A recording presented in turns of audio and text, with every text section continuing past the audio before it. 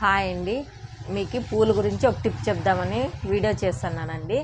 మనము ఎక్కడికన్నా ఎప్పుడన్నా కానీ పూలు తీసుకోవాలనుకున్నప్పుడు విడిపూలు తీసుకుంటే కొన్ని ఇయ్యరు కదా. మా సైడ్ అయితే మేము దీన్ని మూర అంటామండి, కొన్నిసార్లు అయితే మాల అంటారు. ఇలా మూర తీసుకొని నేనైతే ఇలా బ్లేడ్ తీసుకున్నానండి. బ్లేడ్ తీసుకొని ఇలా కట్ చేసేగిన దారాన్ని ఒకటి ఇట్లా అంటే అనేస్తే మీకు ఇలా 2 పూలు అవుతాయి. ఇట్లా మాల మొత్తం ఇలా కట్ చేసుకుంటే మీకు ఒకవేళ వీలైతే వస్తుందంటే కత్తిరితోనైనా కట్ చేసుకోండి. నేనైతే బ్లేడే యూస్ చేశాను.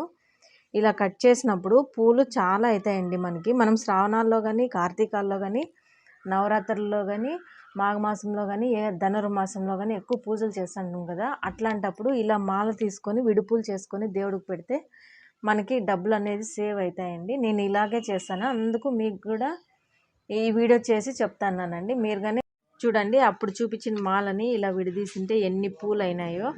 ఒకసారి మీరు కూడా ఈ టిప్పు ఫాలో కాండి. మీకు ఏమన్నా డౌట్స్ ఉంటే కామెంట్ బాక్స్లో కామెంట్ చేయండి.